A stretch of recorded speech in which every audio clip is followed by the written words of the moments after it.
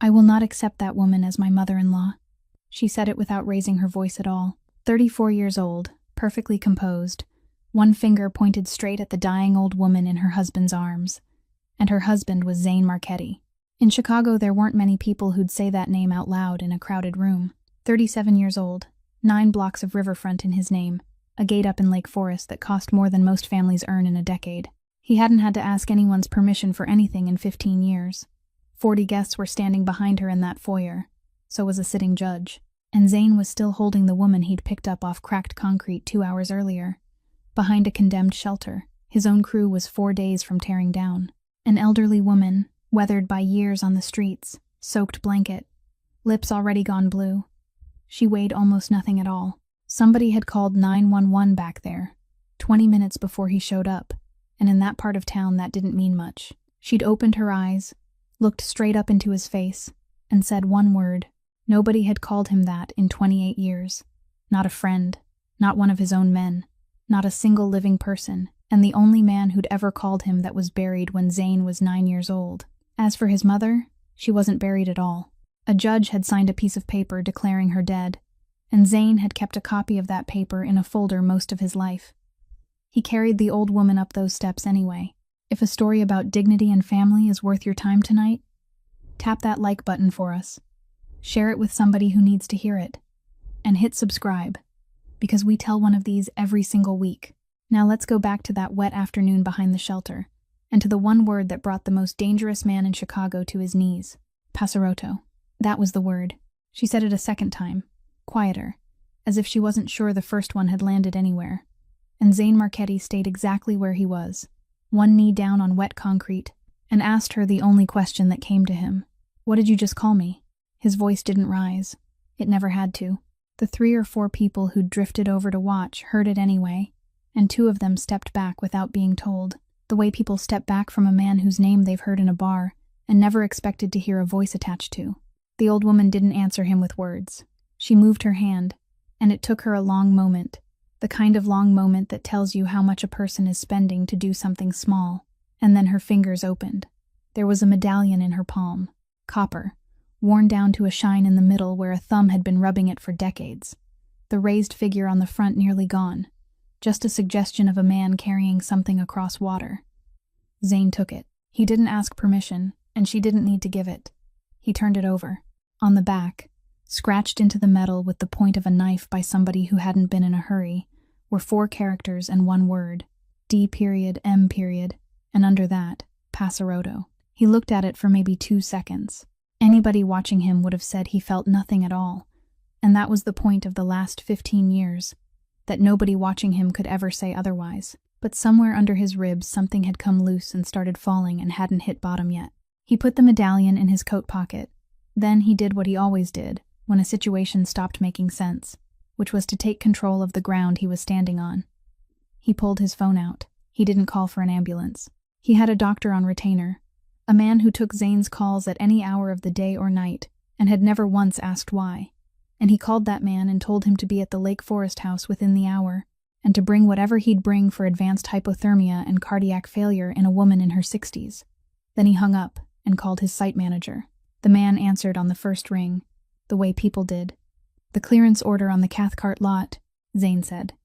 "Pull it." There was a pause on the line, and the site manager said something about the demolition permits, about the contractor already being scheduled, about 4 days. "Pull it," Zane said again, in exactly the same tone. "No crews on that lot, no fencing, no equipment, nobody, indefinitely. And I want the names of every person who's been staying back there in the last month." He listened for a second. "I don't care what it costs. Pull it." He put the phone away. Behind him, one of the onlookers had gotten a phone out too, and Gabe Aldieri, who'd come around the corner of the building and read the whole scene in about 4 seconds the way he read everything, stepped into the man's line of sight and put a hand out, palm up, and said nothing at all, and the man handed the phone over and left. That was how it worked. Zane crouched lower and got one arm under the old woman's shoulders. She was cold in a way that went past skin, cold the way a stone floor is cold. And when he lifted her, he understood something he'd rather not have understood, which was that she couldn't have weighed more than 90 pounds. He'd carried heavier bags of cement at 19 years old, on a job his father's friends had gotten him. She made a sound when he lifted her, not a word, and her head went against his collarbone like it belonged there, and Zane stood up holding her and started walking toward the car. Gabe fell in beside him. "You want me to drive?" Gabe said. It wasn't a question, and Zane didn't answer it. Gabe went ahead and opened the back door. "Boss," he said, and stopped, and Zane looked at him. 15 years, and Gabe Aldieri had never once had to be told when to stop talking, and he stopped now. "Get the heat on," Zane said. "All the way up."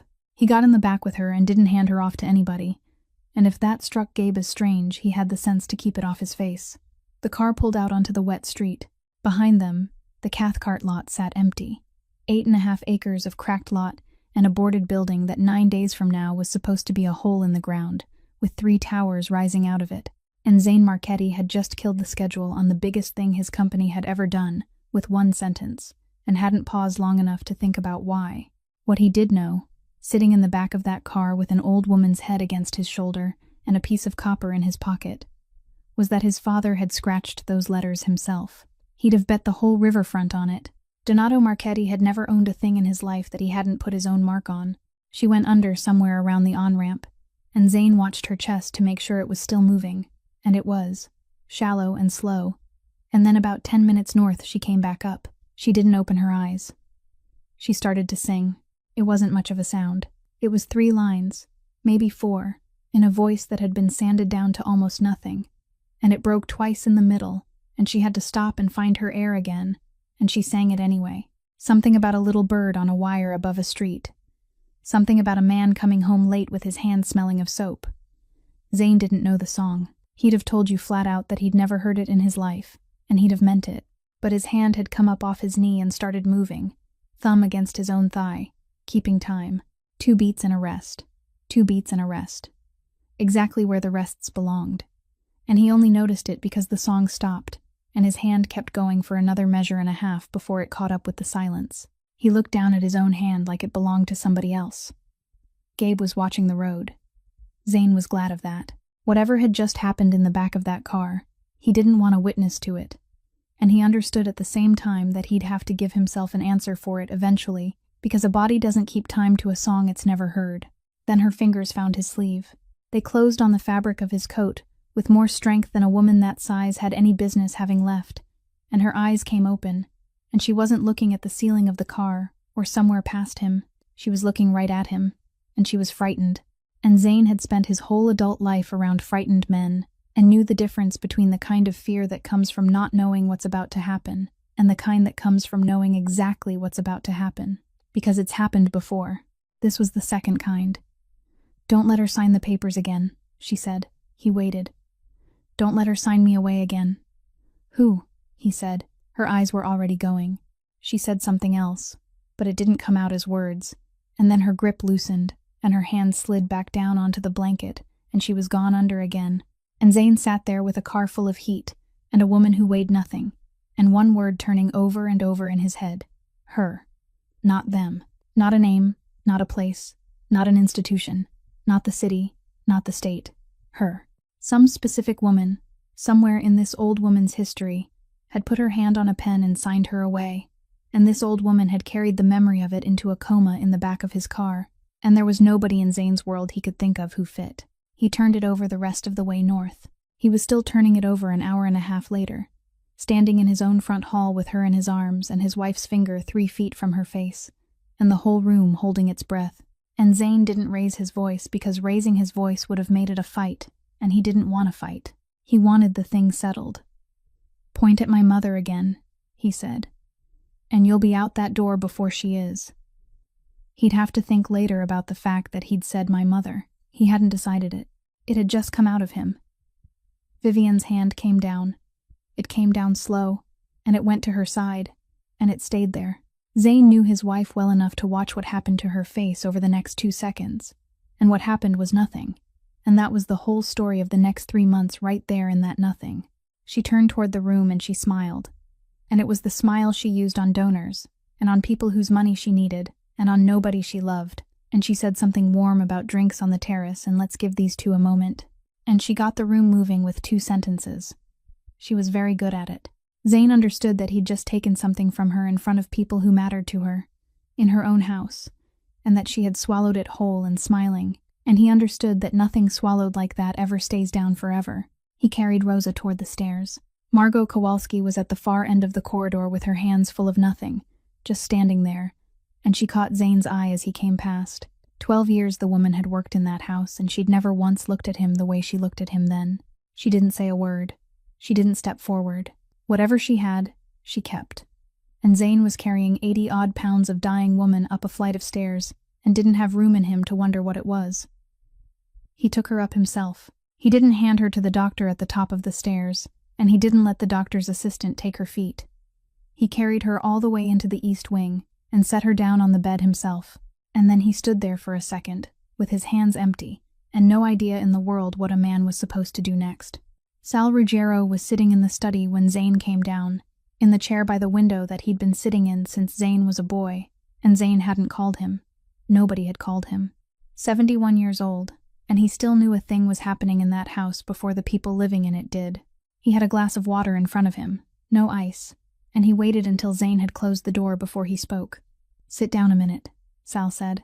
Zane didn't sit. "Boy." Sal used that word maybe twice a year, and always the same way, and it worked the way it always worked, and Zane sat. "Now you listen to me, because you're going to hear a lot of things in the next few days, and most of them are going to be people telling you what you want to hear." He turned the glass a quarter turn on the desk. "I buried your mother. Do you understand what I'm saying to you? Not somebody's cousin, not a story I heard. I stood next to you that day. You were 10 years old, and you had on a coat that was too big for you because it was your father's, and nobody had gotten around to buying you one." He let that sit. "I stood on your left. I put my hand on your shoulder because your aunt was in no condition. Whoever's upstairs in that room, God help her. Whatever her life has been, she is not your mother. And the sooner you make peace with that, the less it's going to cost you." Zane heard all of it. He heard the coat too, and the coat was true. He could still remember the sleeves coming down past his knuckles. And then he asked a question he hadn't planned on asking, and he asked it in a voice with nothing in it, which was a voice Sal had taught him.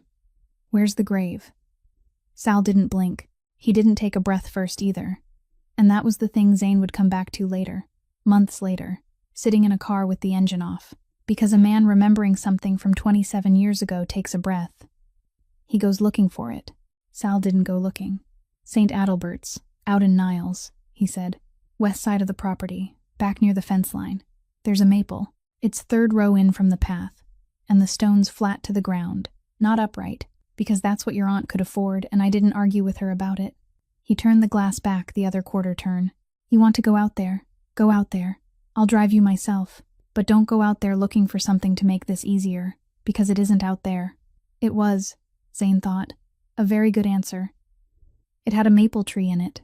That night Vivian came into the study a little after 11, when the house had emptied out, and she didn't come in angry. That was the part Zane would have to sit with. She came in with 2 glasses, and she put one down in front of him, and she took the chair Sal had been in. And she said, "I'd like to say this once, all the way through, and then I'll drop it." He told her to go ahead. She knew a nickname, Vivian said. "That's what we have. One word, from a woman who's been living outdoors and who is very sick, and who may not be able to tell you what year it is. I'm not saying she's lying. I'm saying she may believe it completely and still be wrong." She let a beat go by. "And I'm saying somebody may have taught it to her." Zane didn't answer. 3 organizations in this city would pay a great deal of money to put a person inside this house," she said. "Not to hurt you, to listen, and the cheapest way in has never been a man with a gun. It's been somebody nobody would ever think to search. Somebody you'd carry through your own front door with your own 2 hands. You've told me that yourself.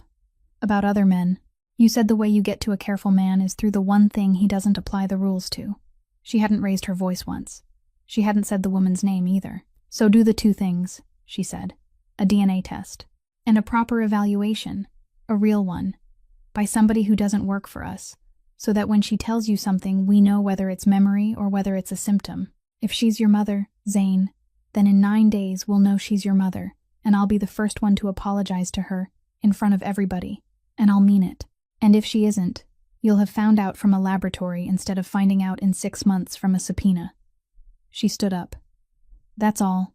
You know I'm right about the procedure, even if you hate me for the timing. And the thing was, she was right about the procedure.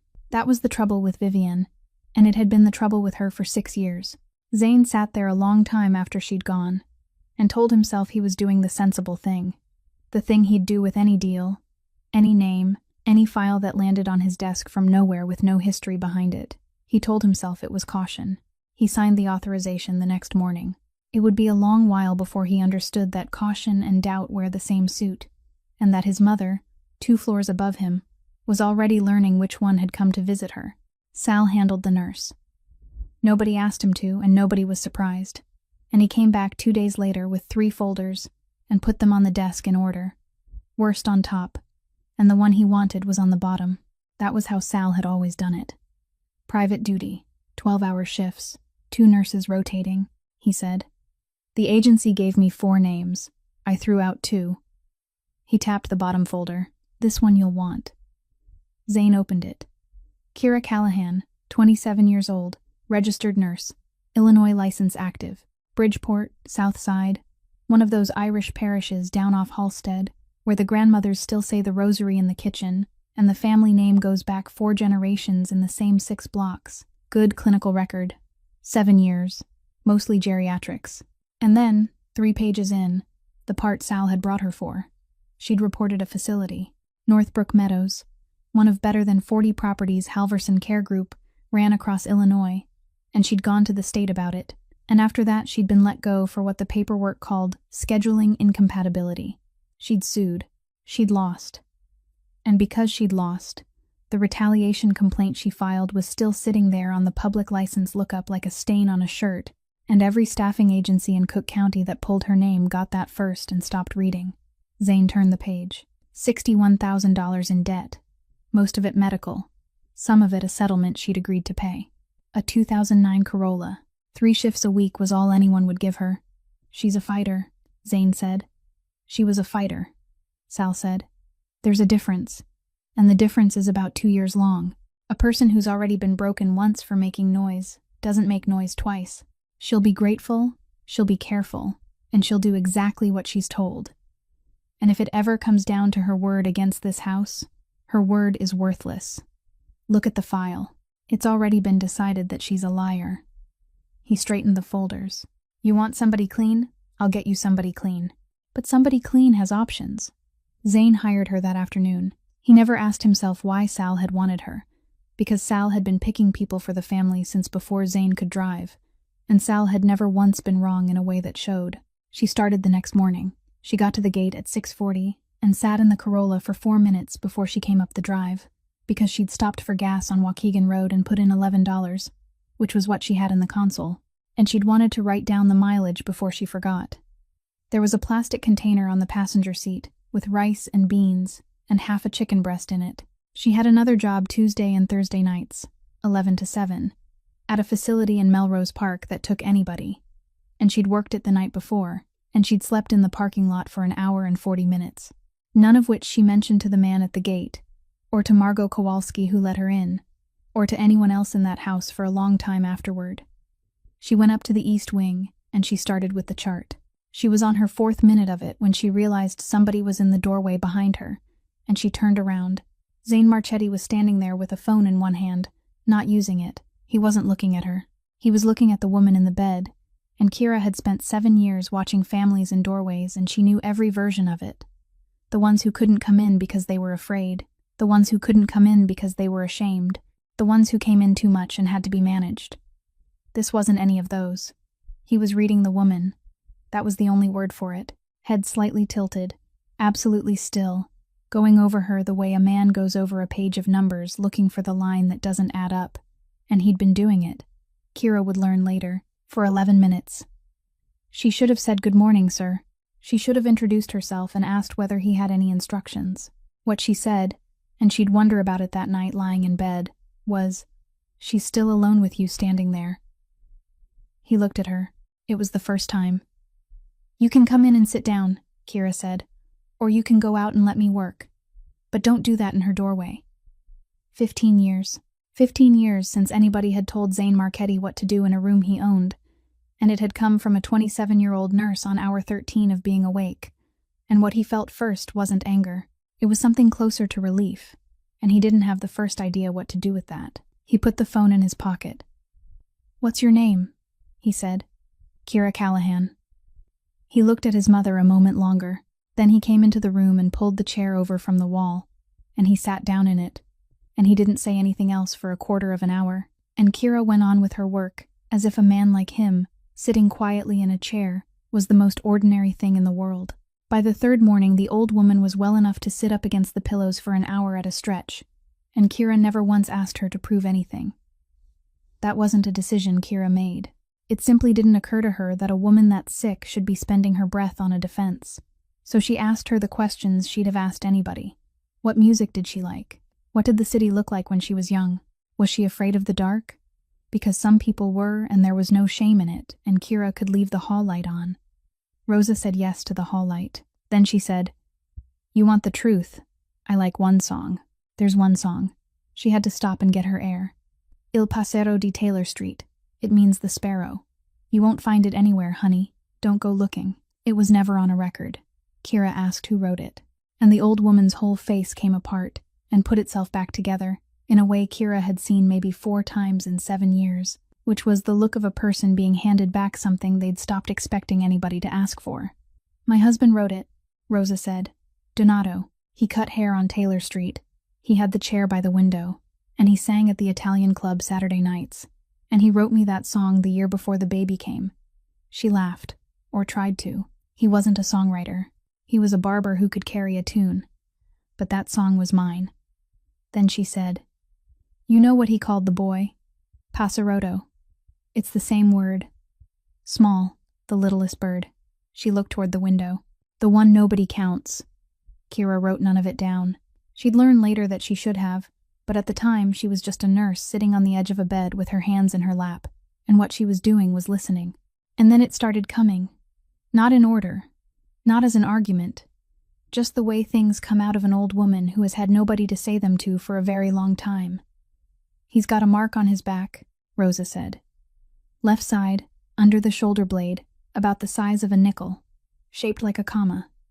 My mother said it meant the sentence wasn't finished with him yet, and I told her that was a terrible thing to say about a baby.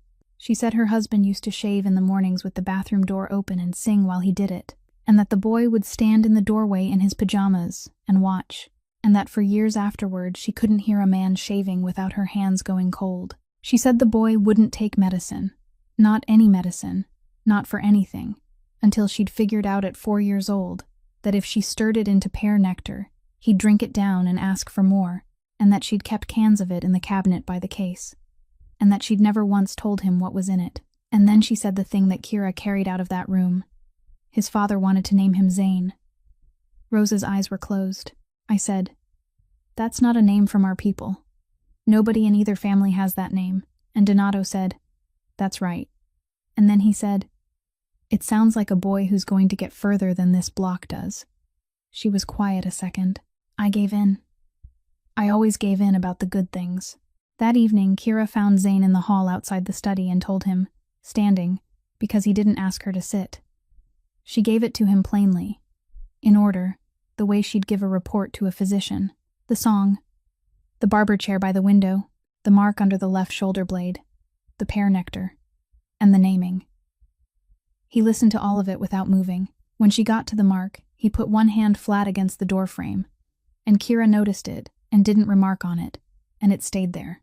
When she got to the pear nectar, something happened around his mouth that she couldn't read. When she finished, he didn't ask a single question. He said, "Thank you." And then he said, "Is she comfortable?" Kira told him the truth, that she was comfortable for now, that the heart was the thing, and the heart wasn't going to get better, and that he had time, but not a lot of it. He nodded once, and went into the study and shut the door. He didn't go up to the east wing that night. He could have. There was nothing on earth stopping him, and the room was 40 steps from where he was sitting, and he sat there instead, until almost 2 in the morning, with a laptop closed in front of him.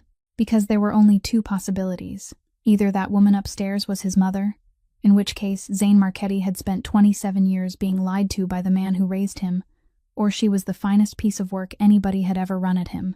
in which case going up those stairs was exactly what she was counting on. He couldn't tell yet which one it was. So he stayed where he was, and he told himself he was being careful. And 2 floors above him, his mother lay awake in a strange bed with the hall light on, listening for a footstep on the stairs that didn't come. Everybody in that house expected Vivian to cancel the foundation dinner. She moved it up 11 days instead, and she added 14 names to the list. And when Zane asked her why, she said, "Because in about a week, people are going to start hearing something, and I'd rather they hear it here, from us, at a table, than hear it somewhere else from somebody who wasn't invited," which was, again, correct. She asked him one favor. She asked that the woman come down. "Not for long," she said. 20 minutes at the table, that's all. Because a woman who's kept upstairs and out of sight becomes a secret. And a secret is the only thing in this city that's actually worth money. Zane said yes to that too. Kira got Rosa down the stairs and into a chair, and Rosa was frightened in a way she didn't say out loud, and Kira stood behind her the whole time with a hand on the chair back, which was not a nurse's job, and which nobody told her to stop doing. Then Vivian stood at the head of 40 people with a glass in her hand and said it. "Before we start, I want to say something, because I know some of you have heard something, and I'd rather you hear it from me." A pause, warm, unhurried. "This is a woman my husband is helping while we verify her circumstances. It's an unusual situation. We're doing everything properly and carefully, for everyone's sake, including hers." And then she smiled, and she said, "Thank you all for being kind," and she sat down. Nobody laughed. Nobody said a word out of line.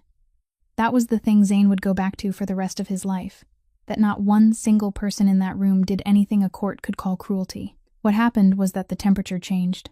The conversation went on, and the room simply closed around her, and Zane watched it happen from 11 feet away, with a glass in his hand, and understood that his wife had just done in 22 words what a shouted insult couldn't have done in an hour. She had told 40 people that this woman's claim was a question, and that they had permission to treat her as one.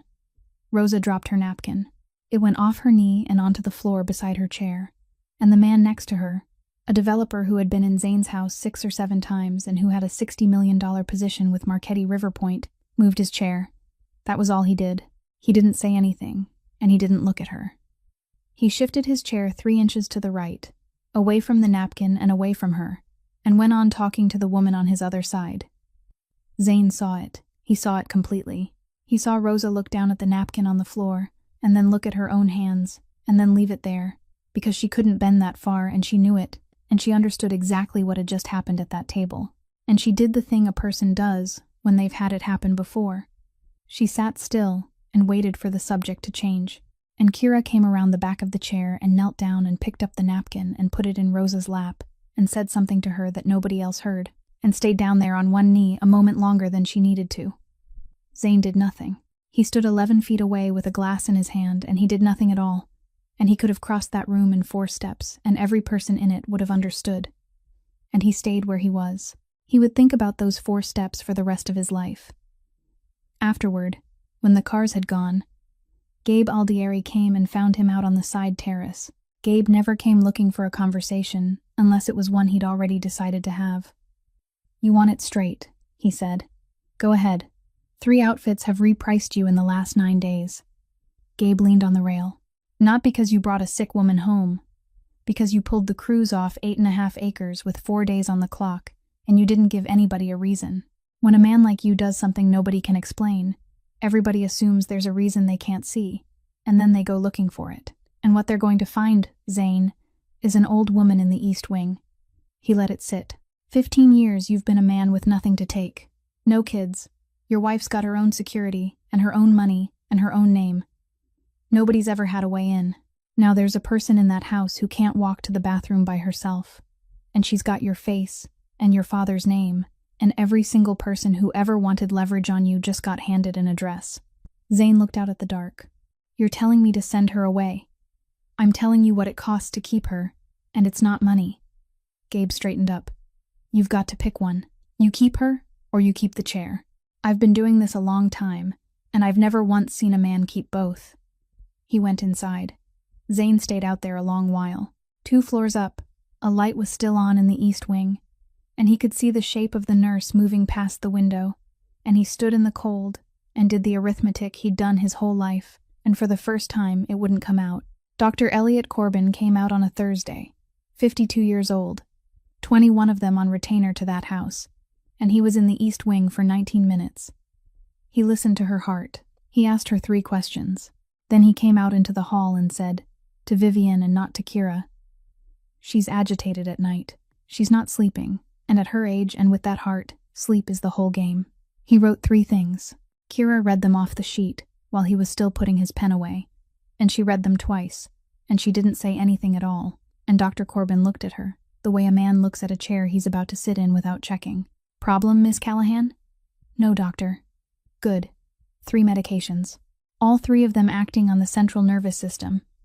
All 3 of them the kind of thing that turns a lucid person foggy and a foggy person quiet, and not one of the 3 carrying a single indication for congestive heart failure."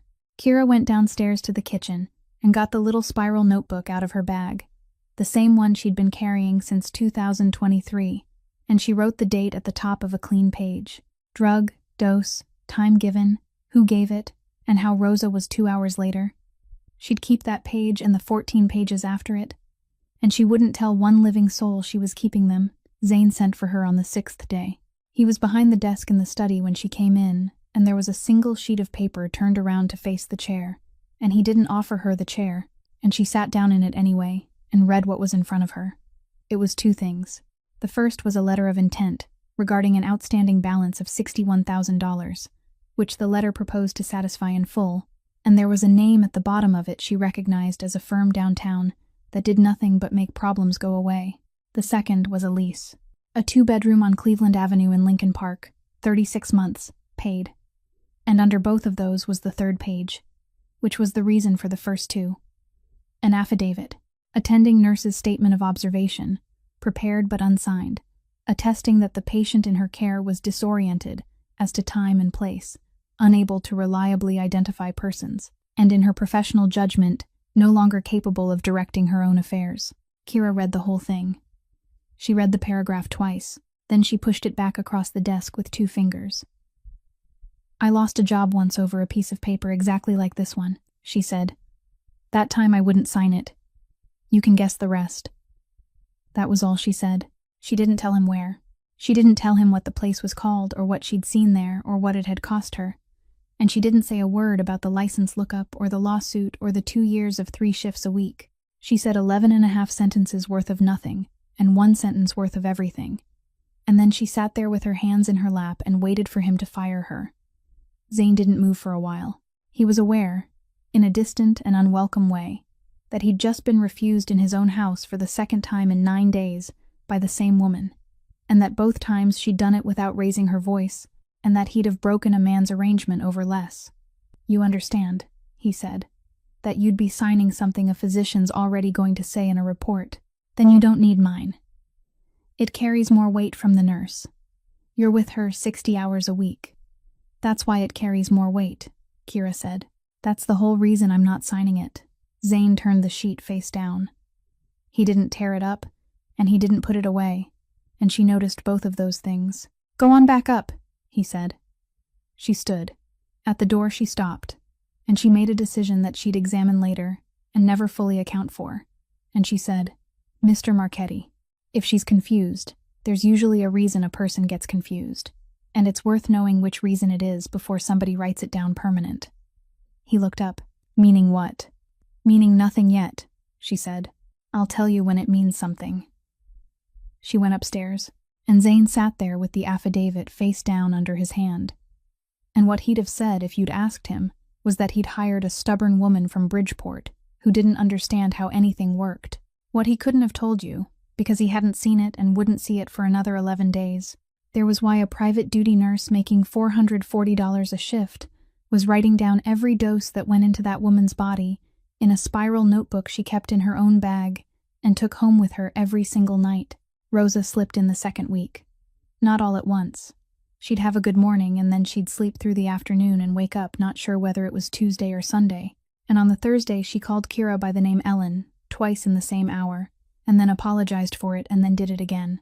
She began losing the ends of sentences. She'd start something about the barber shop and get as far as the man who came in every Friday and then just stop. with her mouth still open, waiting for the rest of it to come back, and it wouldn't come back. And she'd close her mouth and look at her hands. Kira wrote all of it down. Zane came into the kitchen at 3 a.m. on the 15th night and found her at the counter with a cup of tea she wasn't drinking. He didn't ask why she was awake. Her shift had ended at 7 that evening and she hadn't left, and neither of them said anything about that either. He got a glass of water he didn't want and stood on the other side of the counter. And after a while he asked her a question, and the fact that he asked it at all was the largest thing he'd done since the afternoon on the concrete. What does a decent death look like? Kira turned her cup a little. You want the honest answer or the comfortable one? Honest. It looks like somebody knowing your name, she said. That's most of it. Warm room, no pain, somebody holding on to you, and somebody in the room who knows your name and uses it. Everything else is medicine, and medicine only gets you so far. Zane didn't say anything, so she went on. And she went on into territory she'd never once taken a family member into, and afterward she couldn't have told you why she did. My mother died in a 4-bed room in a facility up in Northbrook, she said. Northbrook Meadows. I was working there. That's not a coincidence. I got her in there because I worked there and I thought that meant I could watch out for her. She kept her eyes on the cup. She had Lewy body dementia. She'd been a switchboard operator at Illinois Bell for 22 years, and she could still tell you the last 4 of anybody's number from 1970. That was the thing she kept longest. A pause. The nights were hard. She'd get up. She'd want to walk. They're not allowed to tie anybody down. You know that. Nobody puts a hand on anybody. That's not how it's done anymore. She turned the cup again. What they do instead is they get an order written.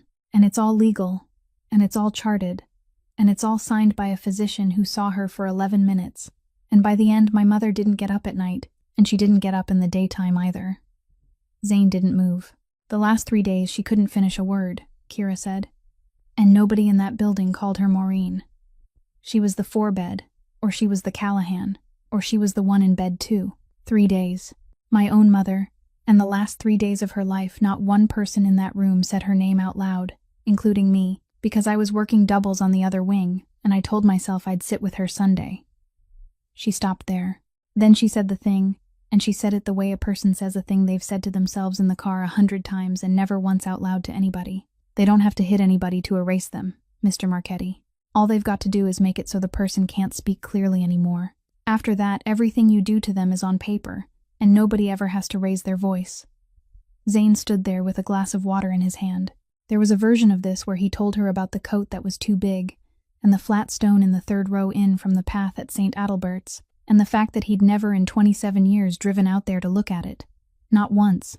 And that Sal had offered to drive him, and he'd said no. There was a version where he said any of that. He didn't say any of it. What he said was, "Is that what happened to your license?" "That's what happened to my license. You went to the state." "I did. And they did nothing. They fined the Praft, building $11,000, Kira said. And Halverson has better than 40 buildings in this state. And $11,000 is a Tuesday. She finally picked the tea up. "So no, I don't go to the state anymore. I write things down and I keep them. And if it ever matters, I'll have it. And if it never matters, then I'll have wasted some paper." She drank about half of it. "That's the whole system. That's all I've got." Zane set his glass in the sink. At the door he stopped, and he asked her one more thing, and he asked it in the flat voice he used for everything, so that later Kira wouldn't be sure whether she'd heard what she thought she'd heard. "The confusion upstairs," he said. "Is that the heart?" Kira looked at him for a long moment across that kitchen, and here is the thing she would go over and over for the rest of her life, because she had 14 pages in a notebook in her bag, and a suspicion she couldn't yet stand behind, and she'd been destroyed once for saying a thing out loud before she could prove it. "I don't know yet," she said. And Zane went to bed, and the man he was going to have to become was still 11 days away. The watch went missing on a Monday. Vivienne mentioned it at breakfast. Once, lightly, the way you mention a thing you assume you've misplaced yourself. A Patek Philippe, her grandmother's, the only piece in that house she'd ever said out loud she cared about, and she said she was sure it would turn up, and asked Margot to keep an eye out, and then she changed the subject, and didn't bring it up again for 2 days. On Wednesday afternoon she asked Zane, over the top of her laptop and without much interest, whether he'd mind if the house was looked at properly. "Not searched," she said. "Looked at. and Zane said fine. They found it in 11 minutes. It was in the pocket of a coat hanging in the closet of the east wing. An old wool coat that Rosa had come into that house wearing, and that nobody had thrown out, because nobody had asked whether they could. The man from security carried it downstairs in his gloved hand, and by the time Zane got up there, Rosa was sitting on the edge of the bed with her feet not quite reaching the floor, and Kira was standing beside her, and nobody in the room was saying anything. Zane looked at the watch, then he looked at his mother, and here is what he saw, and what he would spend a long time afterward trying to unsee. She wasn't frightened the way a person is frightened when they've been caught. There was no calculation running behind her eyes, no scramble for a story. She was shaking, and it was a small shake, in the hands mostly. And what was in her face was something Zane had seen exactly twice before in his life. Both times across a table from men who had just worked out that nothing true they said was going to be believed, and that everything from here on out was going to happen to them rather than be decided with them. She had gotten to the end of her own word. That was all. "I don't know how that got in there," Rosa said. She said it once. She didn't say it a second time. And she didn't cry. And she didn't reach for her son's hand. And she didn't say the thing she could have said, which was, "I am your mother. Look at me." She said it once, and then she folded her hands in her lap and she waited. Because she had been in rooms like this before, and she knew that the waiting was the whole job now. Vivienne came in behind Zane. She didn't look at the watch, and she didn't look at the old woman. And she put a hand on her husband's arm, and she said it quietly, so that it was almost only for him, but not quite. "I'm not angry at her." A breath. "I want you to hear that. I'm not angry at her, Zane. She's had a life I can't imagine, and a life like that teaches people things, and I'd probably have learned the same things. I'm angry at whatever taught her." She let go of his arm. "But I have to think about this family. That's all I've ever been doing." Kira spoke then, and she spoke to Zane and not to Vivienne. And she kept her voice level, because she'd learned a long time ago what happens to a nurse who gets loud. "Mr. Marchetti, 3 days ago I buttoned her cardigan for her because she couldn't do the second button. She can't do the second button on her own sweater. She didn't move from beside the bed. That jewelry case has a key. It's a small key. Ask yourself how a woman who can't manage a button crossed a hallway, opened a locked case, chose one piece out of 9, closed it, went back, and hung a coat up straight. Ask the doctor. Don't ask me. Ask Dr. Corbin. He'll tell you what her grip strength is." Vivienne turned and looked at her for the first time. She wasn't hostile. That was the worst of it. That she wasn't even hostile. "You're a nurse," she said gently. "Not an investigator." And she smiled at Kira, and it was a kind smile. And then she looked back at her husband and waited. Zane said nothing. He stood in that room with a watch and a gloved hand to his left, and his mother on the bed in front of him, and the arithmetic he'd been running for 2 weeks came out for the first time, and it came out wrong, and he let it. He didn't tell Kira to be quiet. He didn't tell Vivienne she was mistaken. He didn't cross the 4 feet to the bed and put his hand on his mother's shoulder, which was all it would have taken. One hand on a shoulder in front of witnesses, and he knew it was all it would have taken. He stood there. He let the silence run 12 seconds, and then 15, and then 20. And a silence that long in a room like that isn't a silence at all. It's a verdict. Everyone in there heard it. His mother heard it most of all, and she looked down at her hands, and something in her posture changed. Some small settling, the way a house settles when the last of the weight comes off a beam. Then Zane said, "Put it back in the case," and he walked out. Behind him, Kira sat down on the edge of the bed next to a woman who was no longer shaking, which was worse, and neither of them said anything for a long time. And downstairs a door closed with the particular softness of a door being closed by somebody who has just gotten exactly what she came for. The laboratory result came in on a Friday morning, and it came as a portable document file attached to an email with a case number in the subject line, and Zane read it standing up in the study with his coat still on. Probability of maternity. 99.99%. He read it 3 times. Then he sat down and put the phone face down on the desk and stayed that way for about 4 minutes. And what he felt was not what he'd expected to feel. He'd expected relief. What arrived instead was the understanding that a woman had been in his house for 19 days, had been introduced to 40 people as a question, had had a watch pulled out of her coat pocket in front of him, and had been his mother the entire time. He'd asked for that piece of paper himself. He'd told himself it was the sensible thing. And now he had it. and it had come 6 days too late to be worth anything to her, and the only thing it was good for was what other people were about to do with it, which took less than a day. That evening, Sal was in the study again, and Vivienne came in with him, and the two of them had reversed themselves completely, and neither one of them stumbled doing it. Not she's an imposter, not somebody taught her that nickname. Now it was, she's your mother. God bless her. And she is not competent to manage her own affairs. You understand what changed today? Sal said. You've got a living parent. On paper. Intestate succession. Spousal claim against your father's estate that was closed in '99. A share in anything with his name on the original paper. And if you die before her, which men in this business do, she's got standing. Not a claim, Zane. Standing. He leaned forward. And she's a woman who can't tell you the day of the week, sitting 2 floors above $40 million of instruments she could be induced to sign. And there are 5 people in this city who'd have a lawyer in that room inside a week, if they knew what I know. Vivienne said, it isn't about protecting the money from her. It's about protecting her from everyone who wants it.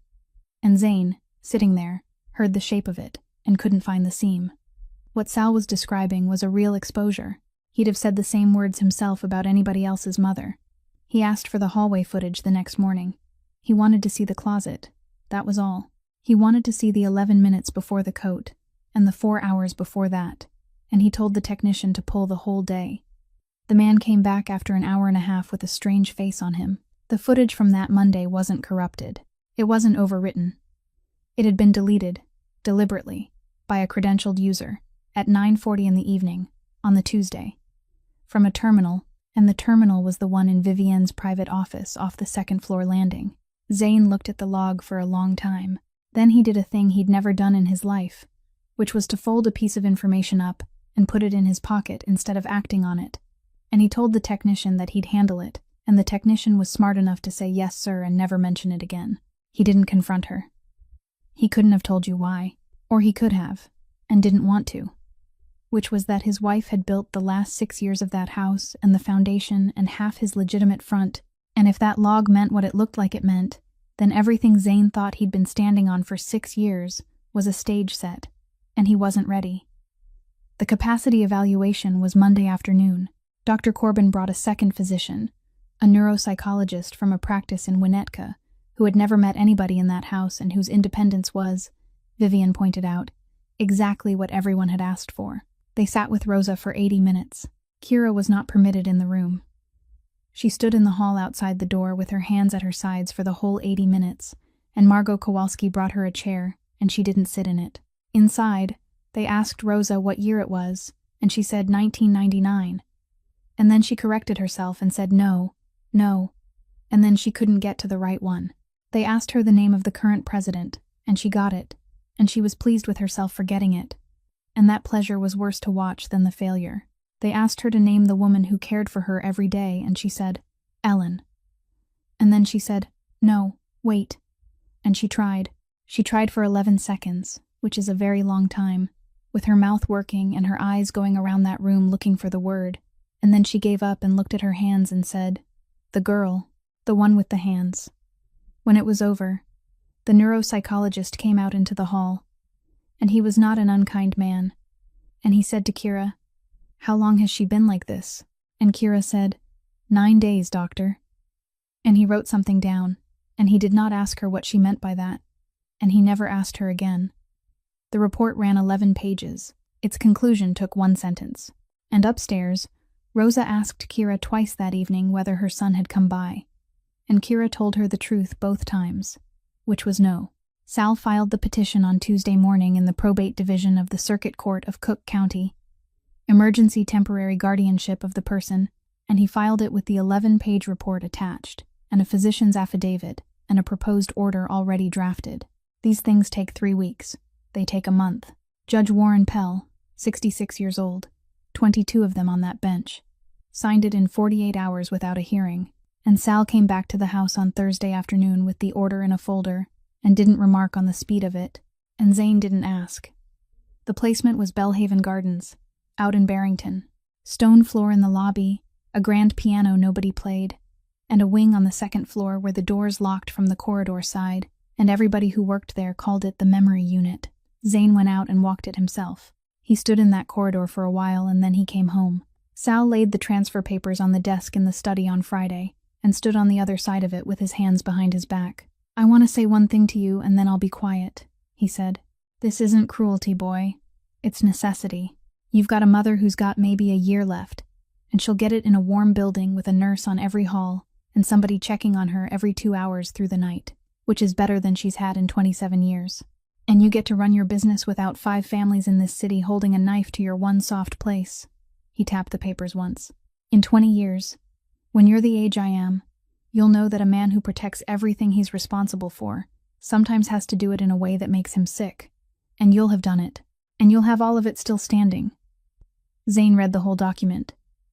That was the thing. He read all 9 pages of it, front to back, and there was no trick in it, and nobody rushed him, and nobody put a hand anywhere near his shoulder. He understood exactly what he was doing, and exactly what it would cost her. And he sat there with a pen in his hand for a long moment, and the arithmetic he had run his whole life came out this time, clean, on one side of the ledger, and he signed. 231 seconds. That's how long it took. He'd worked out the number later, from the timestamps on the notarization, the way another man might count the steps to a gallows. They brought her down at 4. She didn't struggle, and she didn't ask a question, and she didn't say a single word to Vivienne, who wasn't there anyway, and she let them help her into her coat, the wool one, which nobody thought about. At the bottom of the stairs she stopped and turned and looked at her son. Just once. He was standing 11 feet away, and neither of them moved toward the other. "A room with white sheets," she said. "That locks from the outside is still a room that locks from the outside. Passerotto." Then she turned around and went out to the car and let the man from the service close the door for her, and that was the last thing his mother said to him for 19 days. Kira was standing in the doorway of the mudroom. Her shift had ended at 7 that morning. She had no business being in that house at 4 in the afternoon, and she was in that house at 4 in the afternoon, and she had watched the whole thing from 30 feet away with her bag over her shoulder. And when Zane came back in, she was still there. He'd have walked past her. She said his name, and he stopped. "You just did the exact same thing they did to my mother." That was all. She didn't cry, and she didn't raise her voice, and she didn't call him a coward. She said one sentence, and she looked at him while she said it, and then she went out the side door and got into a 2009 Corolla and drove to a night shift in Melrose Park. Vivian terminated her that evening by telephone. Cause listed as scope of engagement concluded. Zane didn't sleep. Around 1 in the morning, he got in a car by himself, which he almost never did, and he drove out to Niles and parked outside the gates of St. Adalbert's, and sat there until the groundskeeper came at 6:30 and opened up. He didn't need directions. 3rd row in from the path, west side, near the fence line. And there was the maple, exactly where Sal had said it would be. And there was the flat stone in the grass, exactly the kind you buy when there isn't money for anything upright. Rosalind Marchetti, and 2 dates. Zane stood over it in the cold with his hands in his coat pockets, and he stood there long enough that the groundskeeper came over to ask if he needed anything, and Zane asked him a question he had absolutely no reason to ask. A question that came out of him the way my mother had come out of him 3 weeks earlier at the front door. He asked whether there was an interment record. The man took him into the office and pulled the book, because it was a Catholic cemetery and Catholic cemeteries keep everything, and he ran his finger down the ledger for the plot, and then he ran it down again. Then he went and got another book. There was a stone. There was a plot, paid in full, 1999, by a firm downtown. There was no interment. Nobody was buried under that stone. Nobody ever had been. The call came at 9:20 that night while Kira was clocking in at Melrose Park, and it lasted 41 seconds. Scope of engagement concluded. Mrs. Marchetti thanked her for her service. The final check would be mailed. Kira said thank you, because she'd learned what happens to a nurse who says anything else. And then she worked 8 hours and drove home to Cicero at 7 in the morning and sat down on the edge of her bed in a studio apartment with the shades down and didn't sleep. She got up at 11 and made coffee and got the notebook out of her bag. She wasn't looking for anything. That's the part she'd say afterward, when people asked her how she found it. She wasn't looking. She was doing the things she'd done every time she lost a patient in 7 years, which was to go back through her own charting and see whether she'd missed something, because that was the only way she knew of to sleep again. 15 pages. Drug, dose, time, who gave it, how the patient presented 2 hours later. She copied it out onto a legal pad in columns, because it was easier to see that way, and she started at the top. And on the second pass through, the thing came up off the page at her, and sat there and would not go away. 3 central nervous system agents, not one of them with an indication for congestive heart failure, all 3 known to produce confusion, disorientation, and slurred word finding in patients over 65, and known to produce a great deal more than that when they're given together, and known to be poorly cleared by a body with a failing heart, which meant every dose stacked on the one before it. Kira had seen that combination twice in 7 years, both times in the same building in Northbrook. Then she went and looked at the dates, and her hand stopped moving. On the 9th of the month, all 3 doses had doubled. Not one of them, all 3, the same day, the same order. No change in her weight, no change in her heart, no new complaint charted anywhere by anybody. Kira sat there with her finger on the 9th and counted forward on the calendar on her phone. 7 days. The capacity evaluation had been on the 16th. 7 days at double dose was almost exactly the interval a nurse would choose if a nurse wanted a patient at her absolute worst on a particular afternoon and wanted the deterioration to look gradual instead of sudden.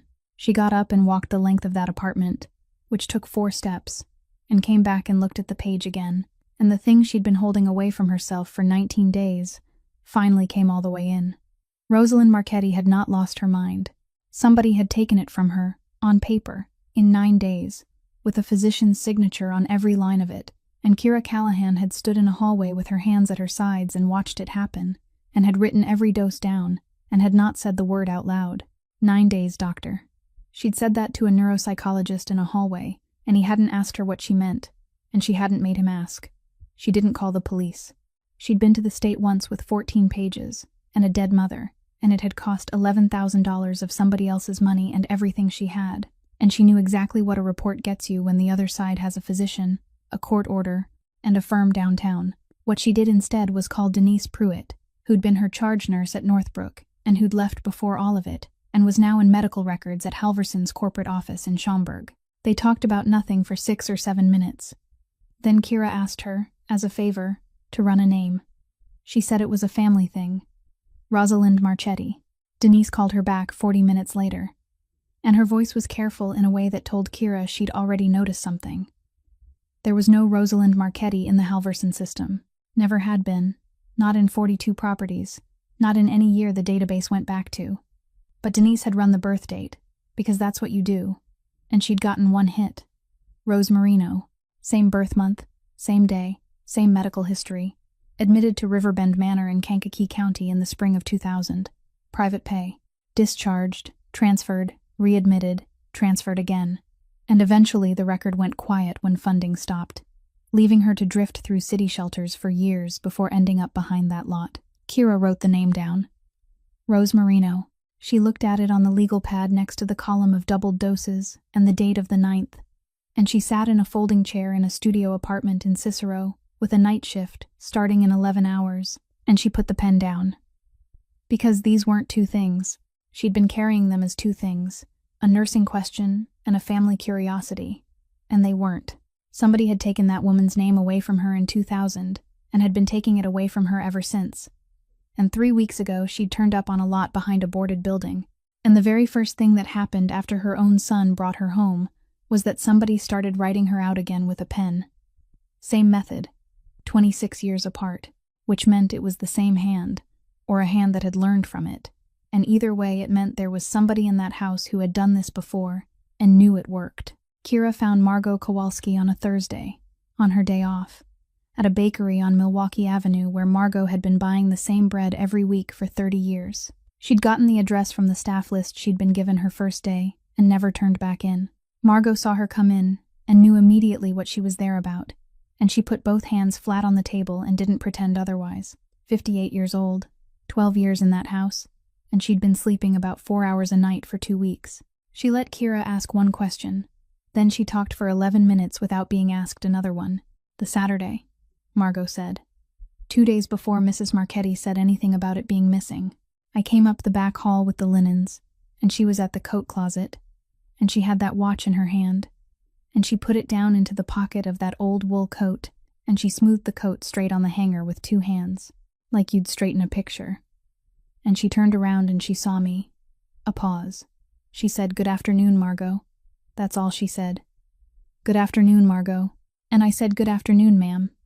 And I carried the linens down to the laundry, and I stood down there for about a half hour. She turned her coffee cup a quarter turn, and Kira thought of somebody else who did that with a glass. 12 years. I've got a daughter at Loyola with 2 years left, and I pay it. I told myself it wasn't my business, and that a woman my age doesn't get another job like that one. Her voice didn't break. That was the thing Kira remembered. Nothing about her broke. I told myself keeping quiet was knowing my place. Margot looked up. It wasn't. It was cowardice. I'm 58 years old, and I only just learned the right word for it. And I watched them put that woman in a car. And I knew what I knew, and I stood at the end of the hall with a laundry basket. She wrote it out longhand on 2 sheets of paper right there at the table, dated it, and signed it, and she asked Kira for a photograph of the pages on her phone as well, which was a shrewder instinct than Kira had expected. Kira took the bus to Lake Forest the next morning, 2 transfers and a 1.25 mile walk up from the road, because the Corolla had a wheel bearing going and she wasn't spending $40 she didn't have on it that week. She had 3 things in a folder in a plastic grocery bag, 15 pages of doses in her own handwriting, photographs of a Halverson system record for a patient named Rose Marino, admitted spring of 2000, and Margot Kowalski's 2 sheets of paper. The man at the gate called the house. She stood out there for 19 minutes. Zane read all of it standing up at the desk in the study without sitting down and without saying a word. And he read the dose columns twice. And when he got to the 9th of the month and the doubling, he stopped and put 1 finger on the line and left it there. Then Rose Marino. Then Margot's 2 pages. It took him 11 minutes. Kira watched a thing happen to his face over those 11 minutes that she had no name for and would never try to describe to anybody afterward. He set the last page down. He didn't say he was sorry. He didn't say he'd been wrong, or that he'd fix it, or any of the words a man in that position reaches for, and Kira would think later that if he'd reached for a single one of them, she'd have walked back out that gate. What he said was, "What do I do?" 4 words, from a man who hadn't asked anybody that question in 15 years. And he asked it looking straight at her. "Get her off those 3 medications," Kira said. "That's first, and it's today.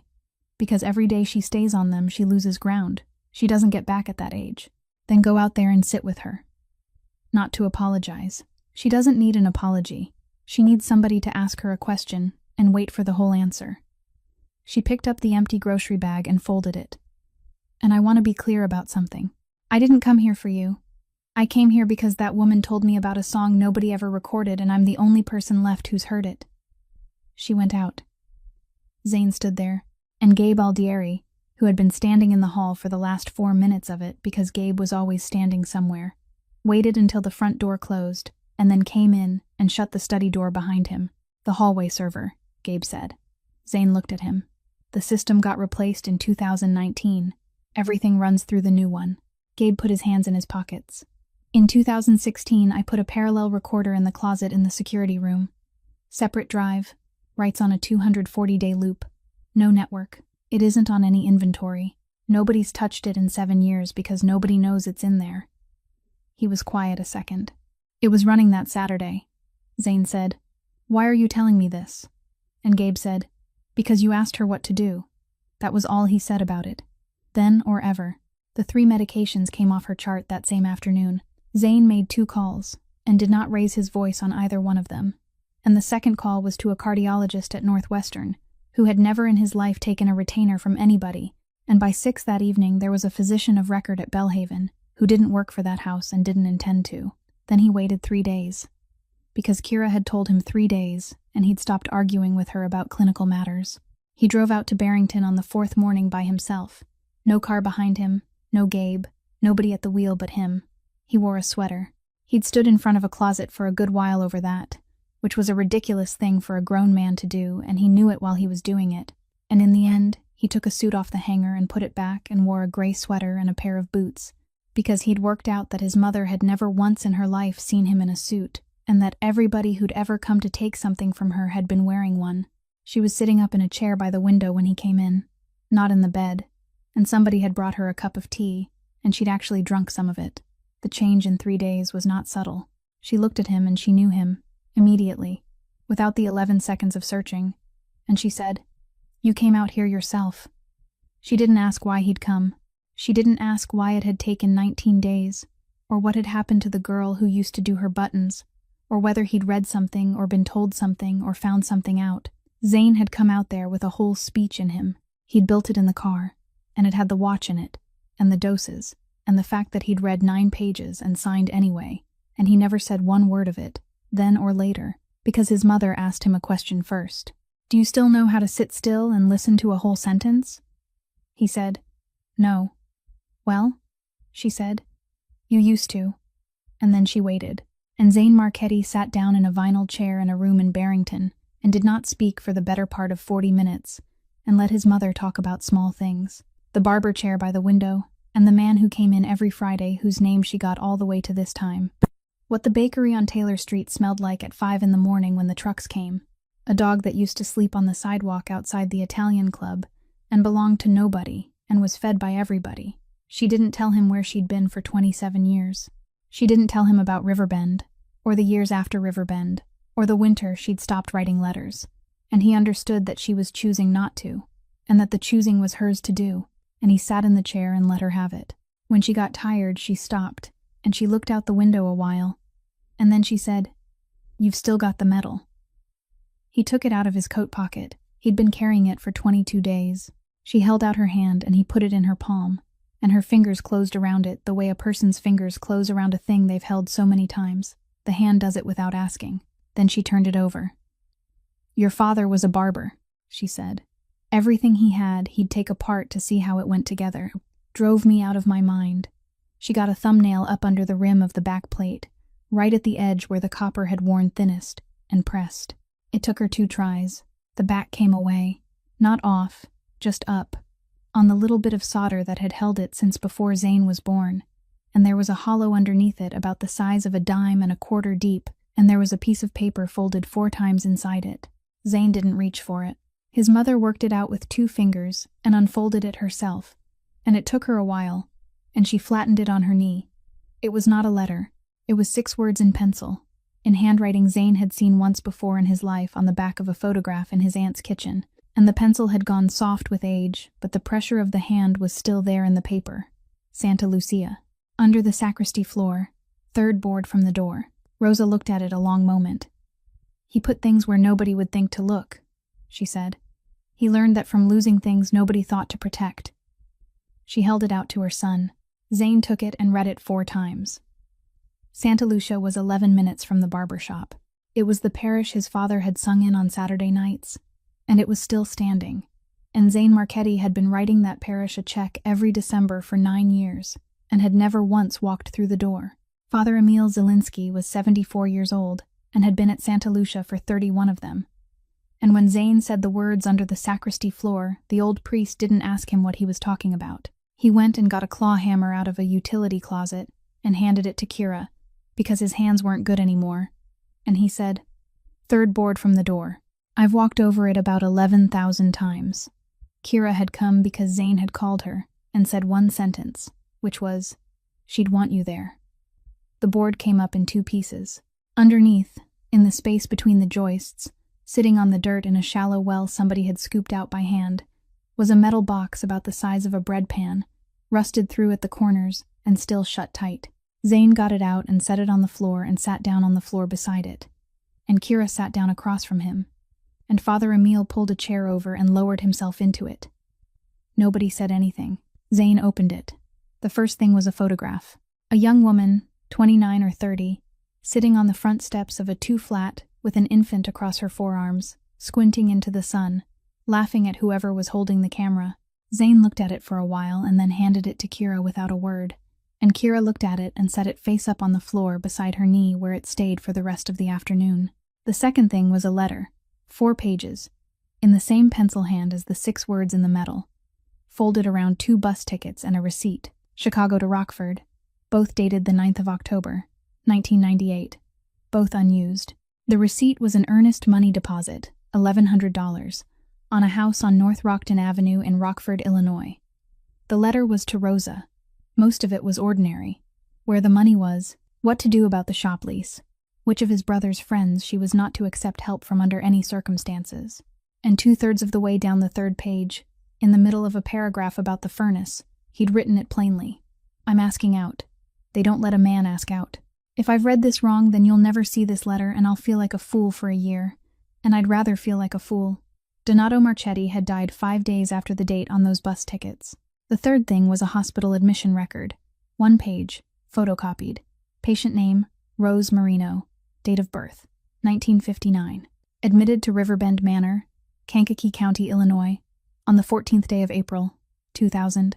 Zane sat on the floor of the sacristy and did the arithmetic twice, out loud, quietly, because his mind wouldn't hold it silently. The order declaring his mother dead had been entered in February of 1999. That admission record was 14 months later. 14 months after a court in Cook County had put its seal on a piece of paper saying she no longer existed. A private facility 90 miles south had been taking her in under a name that wasn't hers and billing somebody for it. The fourth thing answered who. It was a ledger, black cover, the cheap kind you buy at a stationer's. And it was kept in a hand Zane had been reading his whole adult life on birthday cards and legal memos and the backs of envelopes. Salvatore Ruggiero had recorded every payment himself. Monthly, private pay, Riverbend Manor, and then 2 other facilities after it, beginning in 2000. He'd written the amounts and the check numbers and, in the far column, the notation RM, so that anybody who came across the book would have to work for it. The entries ran 9 years. Then, eventually, they stopped. There was nothing after that. No note, no explanation, no final line. The payments simply ended, and Zane understood, sitting on that floor with the book open on his knees, that his mother's remaining silent years had happened in the blank space at the bottom of that page. Father Emile spoke then, for the first time in half an hour. In the spring of 1999, Salvatore Ruggiero came to this parish, he said. He sat in the office, and he asked me whether we held any records on Rosalind Marchetti, baptismal, marriage, choir enrollment, anything with her name on it. The old priest looked at his own hands. I told him no. I told him the flood in the basement in '92 had taken all of it. He was quiet a moment. I have lied once in my life, Mr. Marchetti. I lied that afternoon, and I lied to keep this box, because your father had brought it to me 8 months before that, and asked me not to tell my successor. And I understood then that a man doesn't ask a thing like that of a priest unless he's already afraid. Then he said the last of it. She was living at the Cathcart residence for women that year, on the near south side. Your father's letter went to her there and came back, and she came here twice looking for him, and then she stopped coming. He raised his head. She had exactly 1 address in this world she was sure of, and that was it. Zane looked up. 8.5 acres. 4 days from the machines. He was still holding that when he got to the last thing in the box, and the last thing was a single page, a supplemental toxicology worksheet from the Office of the Medical Examiner of Cook County, dated the 22nd of October, 1998, marked as an addendum and never filed with anything. His father's name at the top, and one finding at the bottom, listing a substance in his father's blood at a level no man walks around with, a substance no physician had ever prescribed to him, and Zane Marchetti sat on the floor of that sacristy and did not get up for a long time. Zane went to Sal's office on Ashland the next morning and set the metal box on the desk and opened it, and he didn't say a word. He let Sal look. 71 years old, and Salvatore Ruggiero went through that box the way a man goes through a hand of cards he already knows he's lost, item by item, and when he got to his own ledger, he stopped and closed the cover and put one hand flat on top of it, and he still didn't deny anything. Men like Sal don't deny. They negotiate. Sit down, he said. Zane didn't. A 10-year-old with a mother has a weakness, Sal said. You want to know how many men in this city knew, in 1999, that your father had been trying to get out? 6. And every one of them looked at what he left behind and saw a woman in a shelter with no money and a boy. And a woman in a shelter with no money will say anything to anybody for a place to sleep, and a boy who visits her will hear everything she says. That was the arithmetic. He turned the ledger a quarter turn on the desk without looking at it. A 10-year-old with a mother has a weakness. A 10-year-old with nobody has a family. I gave you a family. I fed you. I put you through school. I put your name on the first thing you ever owned when you were 23 years old, and no bank in Illinois would look at you. He raised his eyes. Look around you, Zane. Look at what you've got. Then tell me I was wrong. Zane walked around behind him.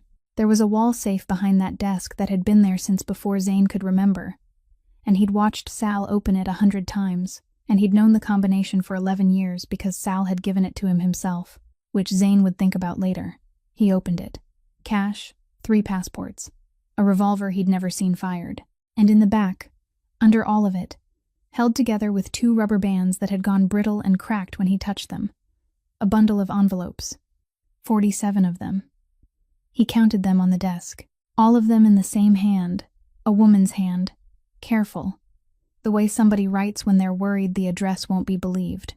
Some of them had return stamps on them, some had been redirected twice. The earliest postmark was 2001, and the last one was 2009, and every single one of them was addressed to Zane Marchetti at 1042 West Taylor Street, which was the flat above the barber shop, which had been sold in 1999, and not one of them was open. That was the thing. 25 years, Sal had kept them, and moved them from safe to safe, and never once opened a single one, and Zane stood there, holding 47 envelopes his mother had written to him, and understood that the man who raised him hadn't even been curious. Sal said, "There was nothing in them that would have helped you." Zane put them down. He said, "You were wrong the day you decided it was yours to decide, not hers, not mine." Then he told Gabe to bring him. There was a warehouse in Cicero off 26th Street that the family had held under 3 different names since 1986, and at 10:30 that night Zane Marchetti stood in it with the lights off except the one over the door, and Sal Ruggiero sat in a folding chair in the middle of that concrete floor, with his hands on his knees, and didn't ask a single question, because he'd been in that building himself a long time ago, and he knew what it was for. Zane stood 11 feet away with his right hand inside his coat. He'd been standing that way for 4 minutes. He wasn't thinking about his father. He wasn't thinking about the toxicology page or the ledger or the 47 envelopes. What he was thinking about, and he'd never tell anybody this, was a room with white sheets and a door that locked from the corridor side, and the fact that his own signature was on the paper that put her in it, and that if he did the thing his hand was ready to do, then the last true thing anybody would ever be able to say about Rosalind Marchetti's son was that he had finished what Sal started. His phone went off in his other pocket. He nearly didn't look. It was an audio file, 44 seconds, and 1 line of text under it. "She asked me where you were." He put it to his ear. It was his mother singing. She was hoarse, and she was flat in 2 places, and she came in half a beat behind herself at the start of the 2nd line, and never quite caught up, and about 2/3 of the way through, she stopped in the middle of a word to get her air, and you could hear her get it, and then she went on. Zane Marchetti stood in the middle of a warehouse in Cicero at 11 at night and listened to all 44 seconds of it. When it ended, he stood there another moment. Then he took his hand out of his coat, empty, and put the phone away, and said, "Gabe, get the lights." The overheads came up, and Sal squinted, and Zane looked at him under all that light and said one thing. "You're not going to die in here. A beat. You're going to sit in a courtroom, and you're going to listen to somebody read her name out loud correctly into a record that doesn't get lost." He turned around and walked out, and left the door open behind him. They all came to the house on a Thursday evening. Gabe pulled the drive off the parallel recorder, and it went up on the wall of the dining room, and there was no sound on it, and it didn't need any. A woman at a coat closet on a Saturday afternoon, a watch in her hand, a coat straightened on a hanger with 2 hands. Nobody in that room said a word for a while. Then Zane put the audit down on the table, the independent one he'd commissioned 9 days earlier, and next to it the Foundation's own public annual filings going back 6 years, and the number in both columns was the same, $9.4 million, out of the Marchetti Foundation, through a consulting company in Delaware with 1 employee. Vivian had been building herself a way out of that marriage since the 2nd year of it, and Sal had known about it since the 4th, and he'd never once asked her for $1 of it, because a woman with a secret like that will do whatever the man who knows it needs done. Vivian didn't cry, and she didn't ask anyone for anything. She looked at the wall a long moment, and then she said the only completely honest sentence Zane ever heard out of her. "I told myself I was protecting this family." A breath. "I think I was only ever protecting my place in it." Judge Warren Pell sat at the end of that table, with his hands folded, and admitted what he'd done in 1999, and what he'd done 6 weeks earlier, and when he finished, he said the thing that Zane would remember out of the whole night. The same signature. Twice. 27 years apart. Zane gave all of it to the United States Attorney for the Northern District of Illinois. All of it. Which meant giving them himself. And he understood exactly what that word meant when he said it. 1 count of financial fraud, forfeiture of a great deal of what he owned, full cooperation, 18 months at the federal camp in Duluth, Minnesota. Before he signed the plea, he transferred the Cathcart lot, all 8.5 acres, to a non-profit corporation that had been formed the week before, and that he had no ownership interest in whatsoever. Gabe took over what was left of the legitimate side, and he made 3 phone calls that Zane never asked about. And after those 3 calls, nobody in that city ever came looking for anybody. And in March, a judge in the probate division vacated the 1999 order of presumed death. And 11 weeks after that, Rosalind Marchetti had a driver's license with her own name on it for the first time since the last century. She got 7 months. That was the arithmetic nobody wanted and everybody got. And Zane spent every one of those 200 and some days the way a man spends money he knows is running out. Off those 3 medications, she came all the way back. Not her heart. Her heart was gone, and everybody knew it. But she woke at 5 in the morning out of a habit she'd had since she was 19 years old. And Zane stopped trying to talk her out of it, and started getting up with her instead. And they'd sit in the kitchen in the dark and she'd tell him things. She never once told him about the 17 years after the payments stopped. He never once asked. Kira came back as her nurse, and then stopped being paid for it somewhere around the 3rd month, and kept coming anyway. And the 2 of them started taking the bus down to Taylor Street on Tuesdays, the 8 and then the 12, because Rosa said she'd spent enough of her life in the back of cars where somebody else picked the direction. They'd get a coffee and sit on a bench across from where the shop used to be, which was a phone store now. On the 3rd Sunday in May, she sang at Santa Lucia. There was no microphone. Father Emile didn't announce her, and there was no program, and about 60 people were in the pews because it was a regular 10 o'clock mass. And she stood at the front in a blue dress with one hand on the rail and sang Il Passero di Taylor Street all the way through for the first time in 27 years. It was not a performance. She was flat in the same 2 places. And in the last verse, her voice went out from under her completely. And she stopped. And Kira Callahan, who had learned the whole thing off a phone recording in a studio apartment in Cicero, came in from the 2nd row and picked it up and carried it to the end. And Rosa stood there holding the rail and let her. Zane sat in that pew and did not try to hold anything back, and neither did anybody else in that church who had a mother. She died at home in her own bed on a Tuesday morning in July, 2 weeks before her son was due to report to Duluth. And it was quiet, and it wasn't frightening, and he had her hand the whole time. What she said last she didn't say to him. She turned her head toward the chair by the window and said, "You were the first person in 27 years who said my name right the first time." The Sparrow House opened on that lot the following April. Emergency and transitional housing for older women separated from their families, and a legal aid office on the ground floor that does one thing, which is undoing guardianship orders and correcting altered records, and it has never once had an empty bed. Rosalind Marchetti's full name is printed at the bottom of every piece of paper that building produces. Kira is the director of nursing. Margot Kowalski works the front desk and knows every resident's name inside a day. The medal hangs framed by the door where anybody can see it. 18 months later, Zane Marchetti walked out through the gate at Duluth on a cold, clear morning with a paper bag under his arm, and there was no car service and nobody standing in a line. Just Kira Callahan leaning against a 2009 Corolla she still hadn't replaced. He asked her how long she'd been waiting. She said, not as long as she did. They were married in that church the following spring. And the last thing to tell you is this. On an ordinary Wednesday afternoon, an old woman came through the door of the Sparrow House holding a photograph in a plastic sleeve, and she stood in the entry looking at the desk and the hallway and the framed piece of copper, and she had the face of somebody who has already worked out that nobody inside is going to believe her. Zane saw her from across the room. He didn't ask for identification. He didn't ask for a document, or a birth date, or a name he could check against something. He pulled a chair over and sat down beside her, and asked her who she was trying to find. The cruelest thing that ever happened to Rosalind Marchetti wasn't done with a raised hand or a raised voice. It was done with a pen, by people in good suits, who never once said anything you could repeat in a courtroom.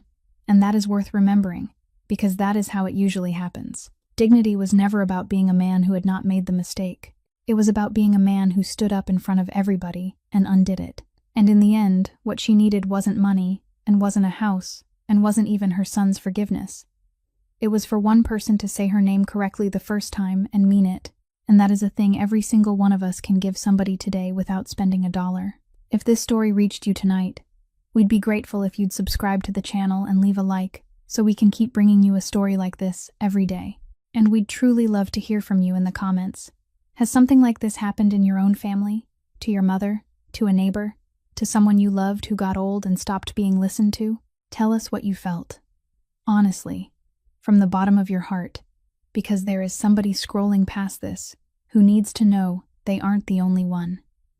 Thank you for sitting with us all the way to the end. We wish you good health, quiet days, and peace in your home. Goodbye for now, and we'll see you in the next video.